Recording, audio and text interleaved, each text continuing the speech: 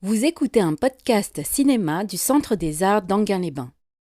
Donc, House by the River, 1950, enfin sortie 50, tournée en 49. Disons, dernier film de Fritz Lang dans le cycle ou enfin, la continuité du film noir. Donc après, il va revenir à des films beaucoup plus sociaux, et beaucoup plus critiques, beaucoup plus, disons, directement réalistes. Et là, le film est tout à fait intéressant, justement parce que c'est une sorte de film de fin à plusieurs niveaux. Fritz Lang, bon, par rapport à ce qu'il a été en Allemagne, et qu'est-ce qu'il a été au tout début de Hollywood, avec Fury, etc., où il avait été quand même considéré comme ce qu'il était d'ailleurs l'un des grands cinéastes de l'époque. Peu à peu, tout le système d'Hollywood fait qu'il au fond, ne s'adapte pas vraiment à Hollywood, et surtout Hollywood, au fond, ne comprend pas ce cinéaste qui est extrêmement violent dans sa façon enfin, de pratiquer son statut de cinéaste, et qui en même temps a toujours des idées extrêmement bizarres qui déconcertent tout le système hollywoodien. Donc on s'aperçoit lorsqu'on regarde bien son œuvre que la période 40-50 va peu à peu enfin, manifester la sorte de désintérêt que le système d'Hollywood porte à ce cinéaste. Et même si vous regardez bien le film, enfin ça vous ne le savez pas parce que vous ne connaissez pas tout le système hollywoodien, vous apercevez que le film est produit par République, et République, c'est la dernière maison de production d'Hollywood. C'est la maison de production pour les films, enfin les navets, quoi, disons.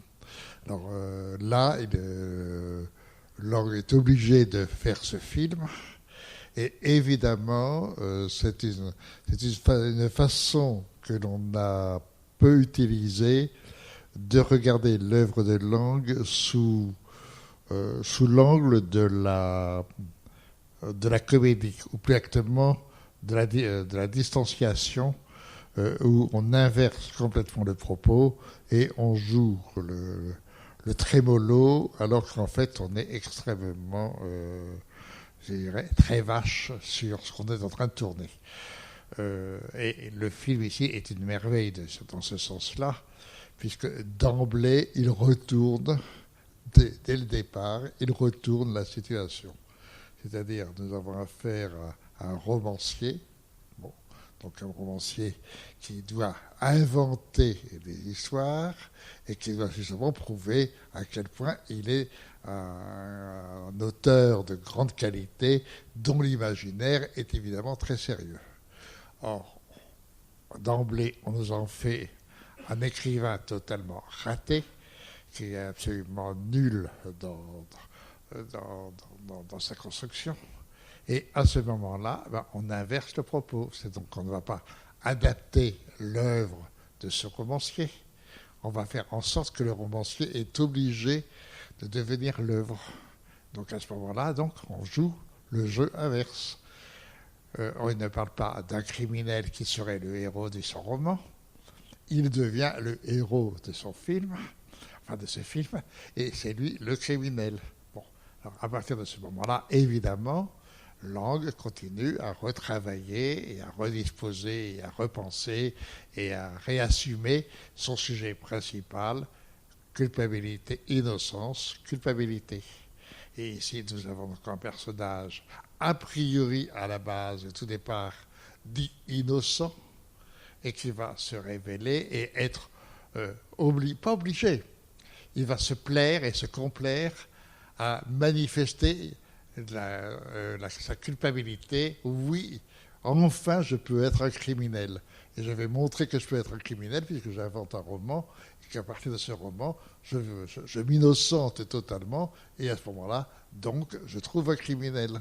Je trouve un criminel, donc à ce moment-là, j'obéis à la dramaturgie romanesque, la dramaturgie théâtrale manque une importance, c'est romanesque, et à ce moment-là, il faut que je me dédouble. Donc si je me dédouble, il faut que je trouve un criminel. Donc si je trouve un criminel, il faut que ce soit quelqu'un de proche de moi. Donc ça sera à ce moment-là mon frère, etc. Et tout le film est construit de cette façon, de plus en plus improbable. Et le génie de Lang, c'est qu'à la fin, il réussit quand même à rendre très probable une chose qui est tout à fait improbable. Ça joue de plus en plus sur l'ironie, ça joue aussi de plus en plus sur la construction extrêmement savante des plans où au départ c'est tout à fait banal, etc. C'est un peu le système du cinéma hollywoodien des années justement 40-50, et peu à peu ça redevient langien dans la façon de traiter les couloirs, les lumières, etc.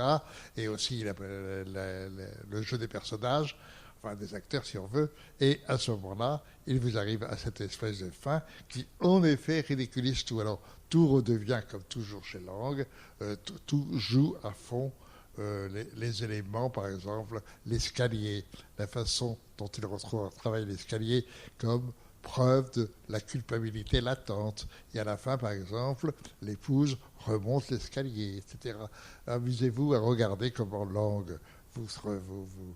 comment dirais-je, vous compose et vous décompose tout son système et fait évidemment qu'il vous a raconté une histoire d'une totale invraisemblance, mais il vous l'a raconté comme si c'était tout à fait vraisemblable. Donc c'est un film qui est évidemment, malgré tout, assez pervers pour quand même avoir dérangé le public à l'époque. C'est un film qui a eu aucun succès à l'époque, que justement Hollywood n'a même pas voulu faire venir en France. C'est un film qui est arrivé 20 ans plus tard en France, et il a fallu vraiment que les cinéphiles et les passionnés de Fritz Lang obtiennent que le film vienne en France. Il y a eu d'autres films de Fritz Lang qui étaient comme ça, mais qui lui est quand même un chef-d'œuvre immédiatement accepté comme tel, c'est Moonfleet. Moonfleet a mis aussi beaucoup de temps pour être distribué en France et produit et montré en France. Mais ce film-ci, évidemment, n'a eu aucun succès ni aux États-Unis, ni en France. En France, je n'avais pas relu la critique de cette époque-là, mais enfin, le côté navet était quasiment imprimé dans la plupart des journaux, quoi. C'est-à-dire un film qui n'est pas sérieux, etc. Alors moi, je trouve que c'est là où on se rend compte, quand même, un cinéaste qui veut travailler, qui a quand même une maîtrise totale et absolue de son art, et en même temps de son art à tous les niveaux, aussi bien technique et artistique, que aussi dans le jeu des constructions, et en même temps aussi comment dirais-je, des fulgurances qu'il met dans son cinéma. Toujours sur ce thème fondamental, je répète, qui est innocence et culpabilité. Et ici, c'est une démonstration par l'absurde de l'innocence et de la culpabilité, avec évidemment une fin merveilleuse, puisque en fin de compte, c'est une culpabilité, une infidélité maritale qui viendra rétablir l'innocence. Voilà.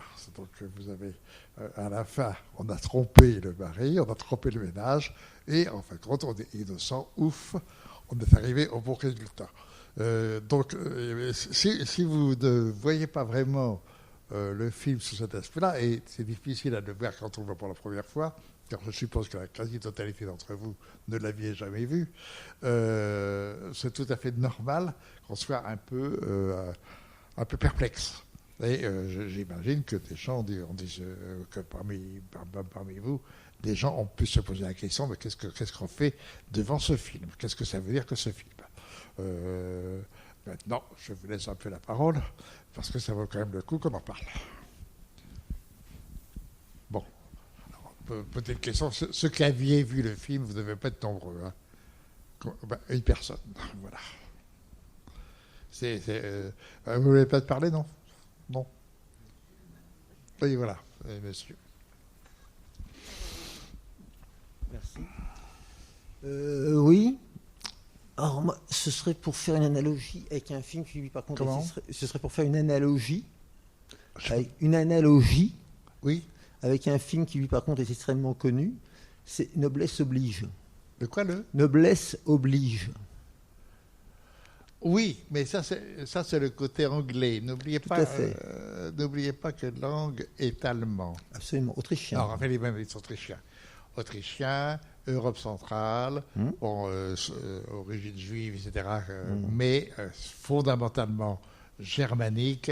Et en réalité, c'est un cinéaste allemand, même s'il est d'origine autrichienne. Bon, et Goebbels, lui ont du reste dit, comment nous, les Juifs, c'est nous qui les faisons. Les Allemands, Goebbels, l'ayant convoqué, et lui ont dit... Ah oui, mais voilà, ça, c'est 30 ans. Nous, ce sont les Juifs, c'est nous qui les faisons. Voilà, ça c'est très connu.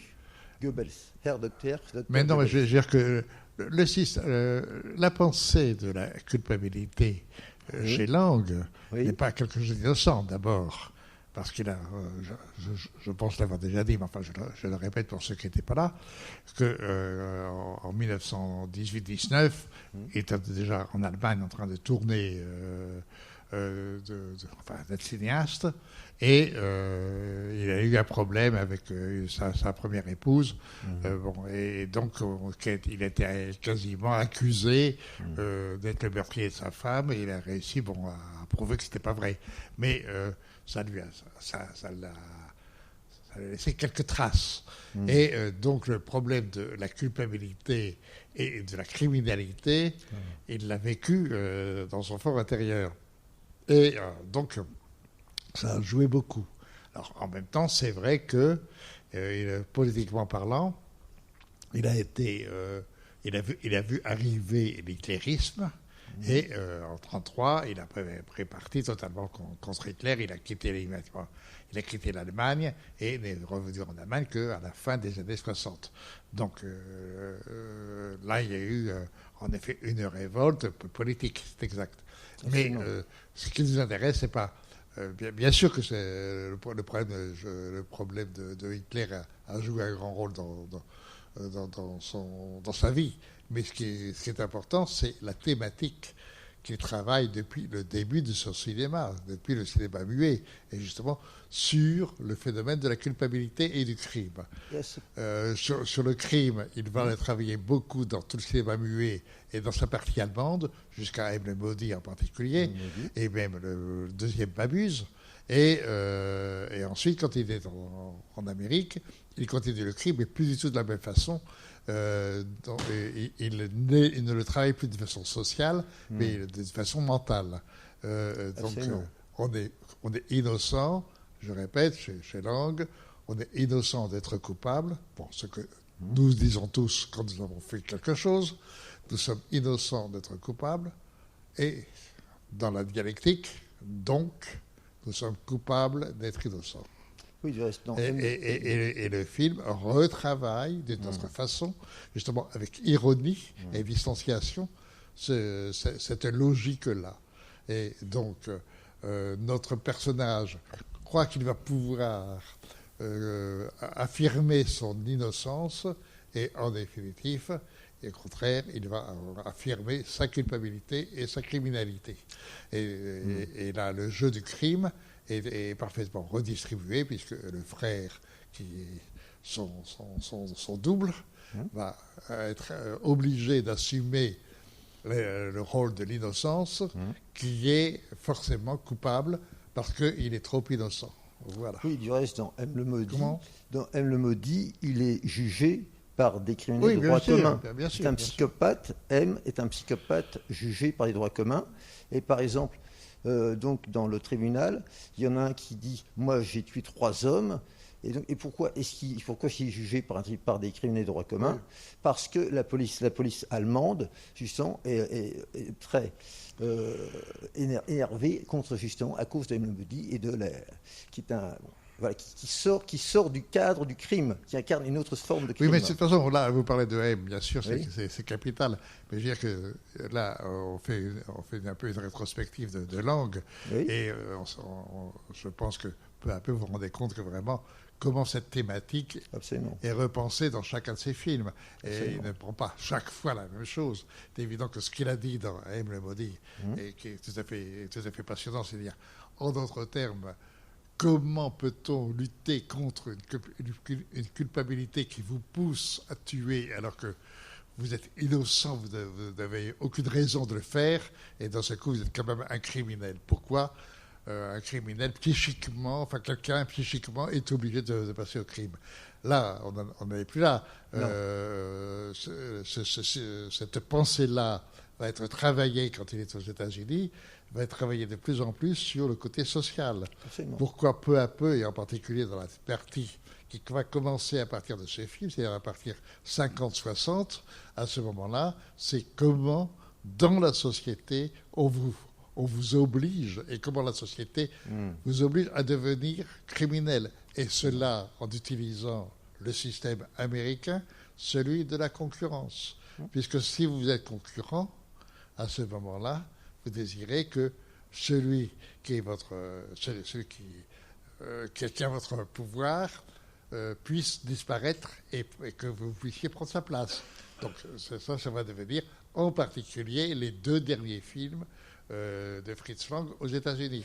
Et en particulier dans cet admirable film, La 5e victime, où on est dans un bureau, un trust si on veut, et où tous les responsables de ce trust sont côte à côte dans des bureaux qui ont des vitres. C'est bien qu'ils peuvent surveiller l'autre pour voir ce qu'il fait, etc. C'est-à-dire que le désir de concurrence, en effet, ne se fait plus ou ne se concrétise plus par le meurtre de l'autre, mais en tous les cas, le désir mental de prendre la place de l'autre, donc de le détruire.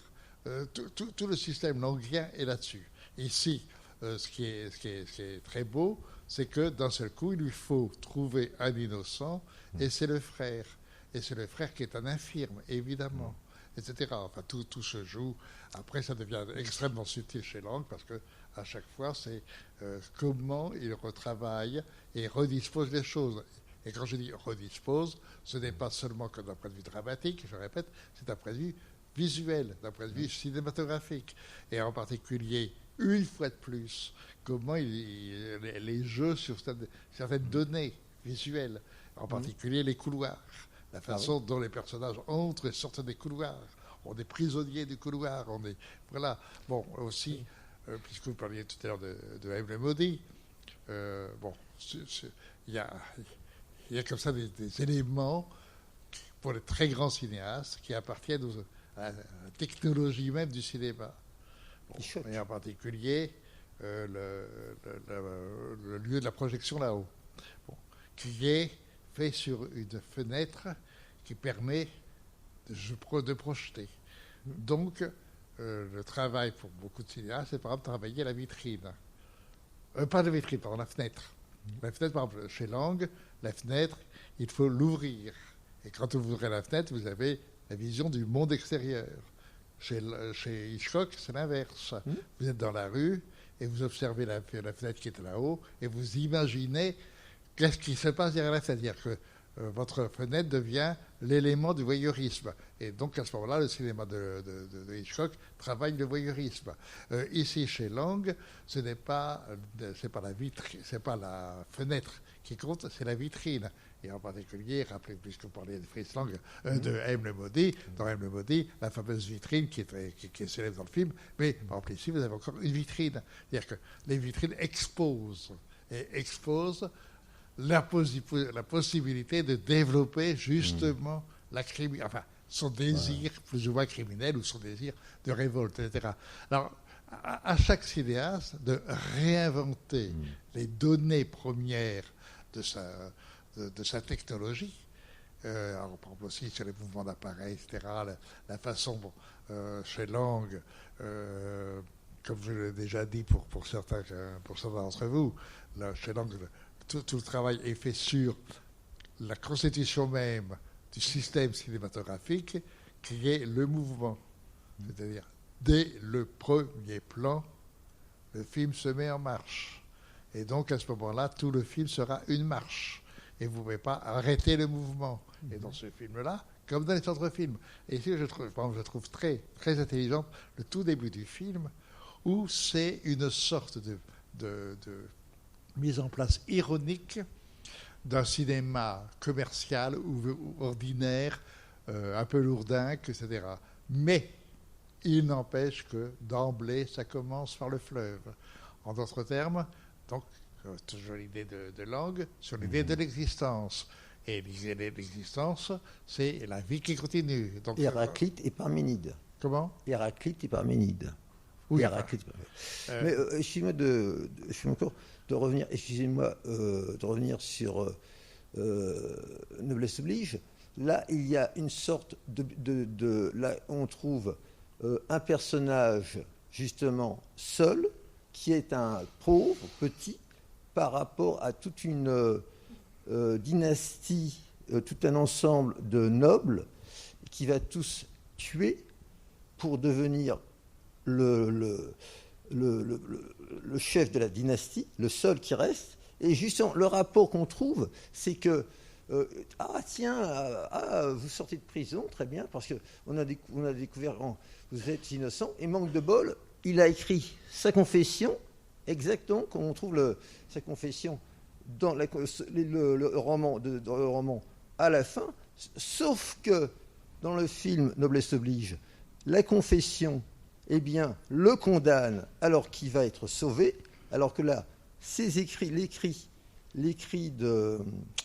du personnage qu'on voit donc dans ce film, eh bien, c'est son œuvre.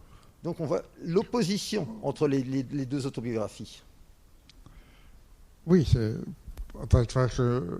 Oui, monsieur veut rendre le micro. Pardon.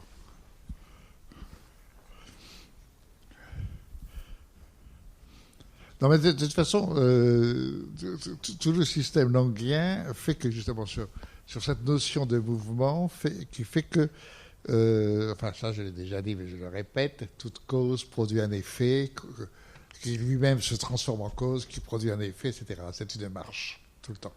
Donc, jamais rien ne s'arrête. D'où le mouvement d'appareil chez Lang et l'utilisation des mouvements d'appareil. Comment, peu à peu, par exemple, quand on regarde bien le film, au début, tous les personnages se déplacent plutôt horizontalement, et peu à peu, ils deviennent de plus en plus, ils marchent dans la perpendicularisé. Et ils marchent vers nous, ou au contraire, partent de nous. De plus en plus, le jeu de la marche et du mouvement est fait sur une projection, et la notion de projection, là encore, chez Lang, on projette, puisque dans le cinéma, il faut projeter. Et ce qui est projeté, c'est justement les intentions. Ce qui est projeté, c'est le désir. Ce qui est projeté, c'est le crime, ou l'innocence, mais surtout le crime. Et donc, tout le système de Lang fait qu'on est de plus en plus entraîné dans une sorte de culpabilité. Enfin, oui, de culpabilité, c'est ça. On est de toute façon coupable parce que la marche de la vie, la marche de l'existence entraîne cette culpabilisation. Donc le système est un système prodigieux, c'est-à-dire qu'il a réussi à faire, à quintessentier un élément premier de l'art cinématographique. C'est pas pour rien que on le considère, et tous les très grands cinéastes le considèrent comme tel, comme tout simplement un des plus grands cinéastes de l'histoire du cinéma. C'est pas pour se faire plaisir. C'est parce qu'il prend qu'est-ce que c'est que le cinéma et il le met directement et ouvertement en marche. Voilà. Ça, c'est le cinéma. Et le cinéma, c'est un entraînement irrémédiable. De toute façon, il faut aller au mot fin et il faut arrêter au mot fin, de toute façon. Donc on va au bout et on va au but. Et ça, vous n'avez aucun cinéaste en dehors de lui qui soit aussi violent dans cette construction-là. Bon, les autres constructions sont tout à fait passionnantes. Et quand on a, si vous prenez Mizoguchi, je sais pas, Renoir, Jean de Force, etc., aucune importance. Mais à chacun son système. Et le système languien est un système tout à fait prodigieux parce qu'il, au fond, utilise directement et immédiatement le système même du cinéma. Et il en fait son œuvre. Il l'illustre entièrement. Alors évidemment, ça devient beaucoup plus passionnant, en particulier lorsqu'il peut attaquer ou s'attaquer à la société et voir comment ça fonctionne dans la société. Là, ça devient forcément beaucoup plus riche. Alors que là, dans ce film-là, bon, c'est à l'évidence une sorte de fuite sur un sujet qui est le sujet de la culpabilité, d'accord, mais qui est une histoire qui n'a pas de vraisemblance dans le réel. Bon, voilà. C'est une histoire qu'on invente. C'est pas une histoire, c'est pas un fait divers réel que l'on utilise. Donc, Lang a commencé par Eblevoudi, d'ailleurs, a commencé à travailler sur des faits divers réels. Mais celui-là, ça ne peut pas être un fait divers. Mais c'est intéressant sur qu'est-ce que c'est qu'un artiste et la nécessité de l'imaginaire et comment se permettre ou s'obliger que cet imaginaire renvoie à une possibilité de réalité. Et c'est là où le film est quand même très réussi, c'est qu'à la fin, cet imaginaire, on peut accepter à la fin l'histoire qu'on nous raconte, tout en étant quand même un peu dubitatif. Il ne faut quand même pas exagérer. Mais on peut y croire, quoi. Et ça fonctionne comme ça. Je vais voir d'autres réactions. Oui, pardon. Oui, je voulais juste vous demander si Fritz Lang, que je connais pas du tout, enfin c'est le deuxième film que je vois, le dernier c'était il y a quelques semaines, enfin il y a un mois, et le deuxième là, mais je trouve est-ce que en termes de, comme c'est un cinéaste de film noir, enfin là on est dans la période film noir si j'ai bien compris, oui. Est-ce qu'il y a eu une influence de Fritz Lang sur des cinéastes peut-être plus jeunes, enfin en tout cas mais français comme Clouzot ou comme René Clément, parce que je trouve qu'il y a des scènes qui m'ont vraiment fait penser au Diabolique ou à Plein Soleil, de Clément. Du fait, enfin le cadavre qui revient à la surface, par exemple dans Plein Soleil, ou les couloirs que vous citiez. Oui, mais ça, ce sont plutôt des trucs de romans noirs, hein, de romans. Mais en même temps, ce que vous dites est loin d'être faux. Lang étant cinéaste allemand, bon, même s'il est autrichien, d'accord, mais de cinéaste allemand puisqu'il a commencé en Allemagne, et qu'il a été un des trois grands cinéastes allemands. Il y en a trois à l'époque du temps du muet. Il y a Lubitsch, il y a Murnau et il y a Fritz Lang. Bon, ce sont les trois grands. Et Wilder, non? Ah mais Wilder, c'est... Non, pas Wilder, vous voulez dire Billy Wilder. Billy Wilder, oui, mais Wilder, ça vient après, ça. Ah d'accord. Je parle du cinéma muet. Ah oui, ok. Donc, et dans le cinéma muet, il est l'un des trois grands. Donc, il appartient au cinéma allemand du cinéma muet. Le cinéma allemand du cinéma muet est important puisque c'est lui qui invente l'expressionnisme. Donc, et Lang a été traité d'expressionnisme, même si lui-même, au fond, refuse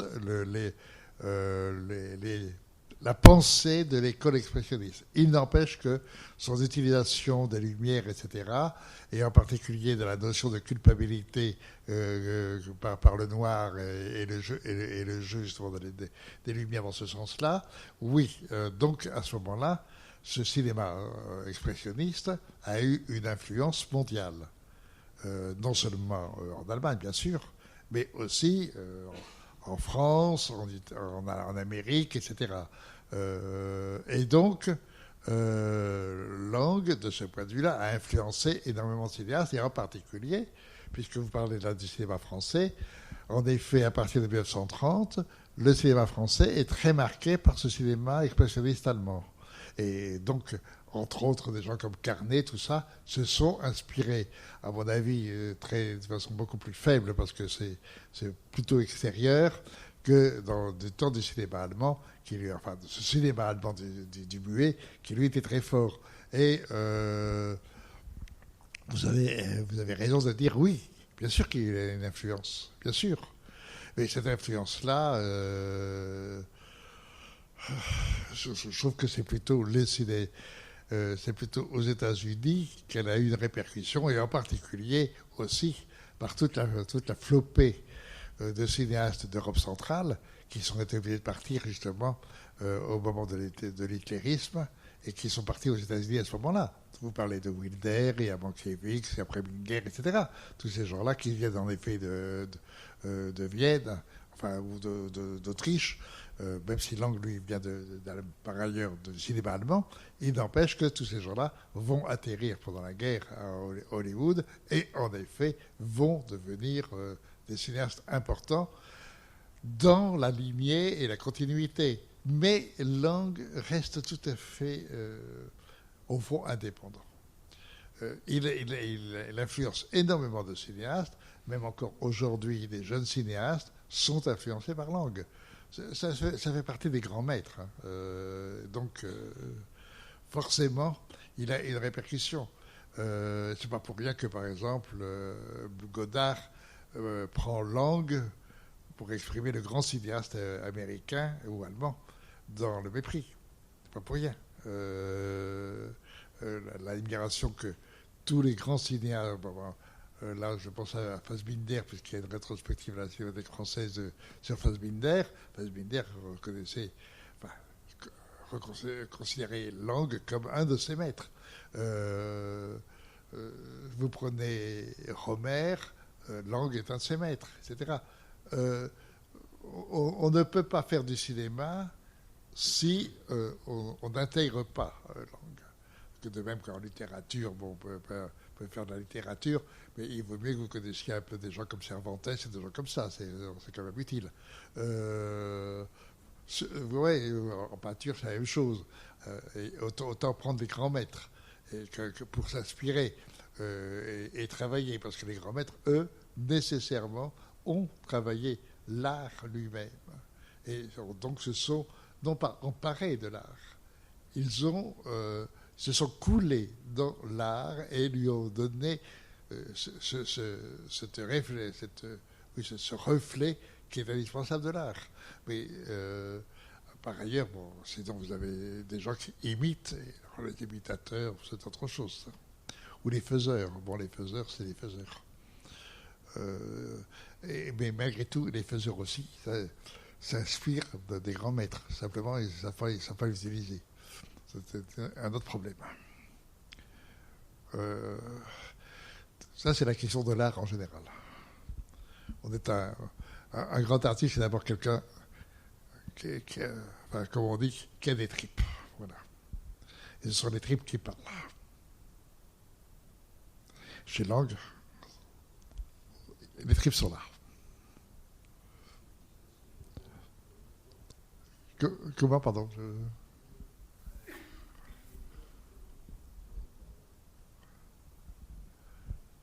Oui, je ne sais pas si d'autres personnes veulent intervenir. Non, parce que moi, ça m'intéresserait simplement de savoir si ça vous a plu, le film, ou pas. Si vous êtes, et c'est quand même pendu. Parce que ça, chez Lang, il y a en tout cas un souci premier d'un monsieur qui quand même fait un métier, et le métier, c'est de distraire des spectateurs, donc de ne pas les ennuyer. Et s'ennuyer dans un film de Lang, c'est quand même pas facile. Ça peut arriver, mais d'abord, le sujet ici est un tout petit peu fragile apparemment.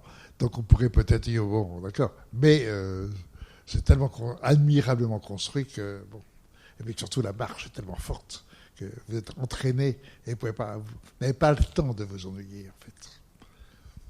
C'est là le génie de Lang. Mais il est capable d'invention et d'histoire. Enfin, il est capable d'assumer la vraisemblance. Par exemple, dans ce film, au fond, c'est quand même fait sur la vraisemblance. Mais une vraisemblance qu'à la fin, on assume. Oui, pardon. Oui, je voulais vous demander si en ce qui concerne la procédure judiciaire aux États-Unis, peut-être que les Américains ont été un peu déçus par la manière dont Lang a traité ce sujet. C'est un peu curieux comme procédure, la manière dont le procès se déroule, oui. Dans celui-là, qu'est-ce que vous en pensez par rapport au public américain qui a pu voir ce film?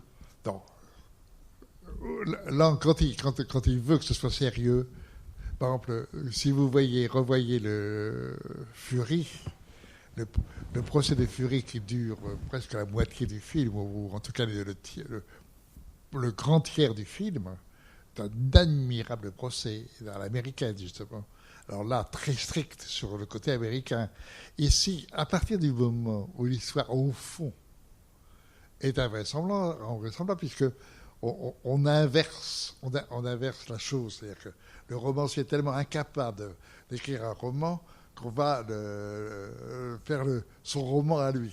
Et son roman à lui, c'est minable. Bon, si vous prenez les choses avec un peu de recul. Et en revanche, vous pouvez très bien le faire avec un peu de recul pour rigoler, parce que bon, son histoire est stupide, c'est brave homme. Mais non, enfin, j'ai vu très bien la question. C'est par rapport à la procédure aux États-Unis. Ah oui, non, par rapport à la justice. Non. Oui, mais justement. Mais je répète, Lang a fait des très beaux procès à l'américaine. Mais dans ce film-là, c'est pas sérieux. Donc il ne peut pas faire sérieux. Donc il ne fait pas sérieux. Et regardez bien comment il filme. Déjà, pourquoi met-il son juge avec un verre complètement fumé? C'est-à-dire, en d'autres termes, votre justice... normalement, la justice est faite pour qu'on voit ce qui s'est passé. Et là, d'emblée, il ne pourra jamais voir. Les parents de la domestique, pareil, etc. Il y a tout un jeu qui est d'emblée et traité de façon ironique.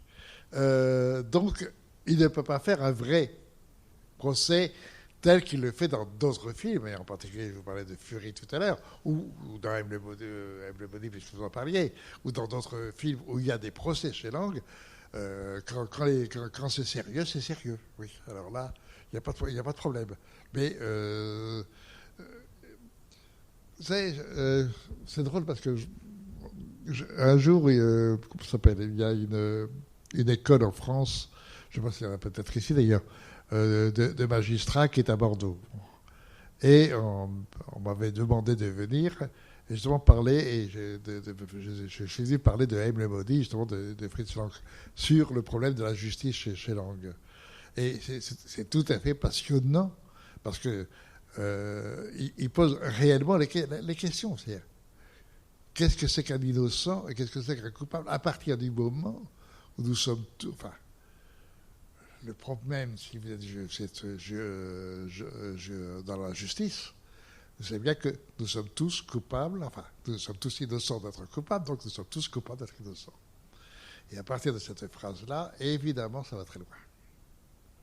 Et donc, la justice, on ne peut pas ne pas la traiter avec un extrême intérêt, puisqu'en fin de compte, on dépend d'elle quand même. On en est... on est soumis à elle, de toute façon. Et donc, la force de Lang, c'est justement d'oser dire ce qu'est quand même où nous sommes tous coupables. Nous sommes tous coupables à partir de... Enfin, c'est ce fameux truc, je l'ai déjà dit, mais je le répète, quand nous naissons, un enfant, un bébé de 2 jours est innocent. D'accord. Mais au 3e jour, il commence à être coupable. Il commence à être coupable, ne serait-ce que s'il crie, il dérange tout le monde. Bon. Etc. C'est-à-dire que d'emblée, la culpabilité est présente. C'est-à-dire que d'emblée, toute existence dérange obligatoirement l'existence d'autres personnes. Et donc, nécessairement, toute existence, un jour ou l'autre, a envie en rêve, bien sûr, de supprimer l'existence de l'autre. Et donc, nécessairement, un jour, l'autre n'a pas envie de votre existence. Qu'on le veuille ou non, psychiquement, mentalement, nous avons tous une possibilité de crime en nous. Simplement, nous ne le pratiquons pas et n'allons pas au bout. Bon. Et en revanche, quelques criminels vont au bout, c'est tout. Mais nous sommes tous criminels et nous avons tous cette possibilité de l'être en tout cas. Voilà. Ça, c'est la violence languienne qu'aucun autre cinéaste ne pratique. Je ne suis même pas sûr, par exemple, Shakespeare, on n'ose pas, il ne va pas aussi loin.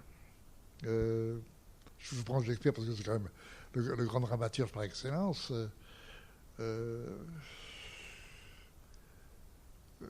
La langue, c'est terrible, la langue, en fait. Justement, et ce film-là ne l'est pas terrible, parce qu'il ne peut pas l'être. Parce que ce personnage ne mérite pas d'être criminel. C'est tout. C'est un criminel ridicule. Il ne faut pas. On n'a pas le droit d'être ridicule sur des criminels. Ben voilà.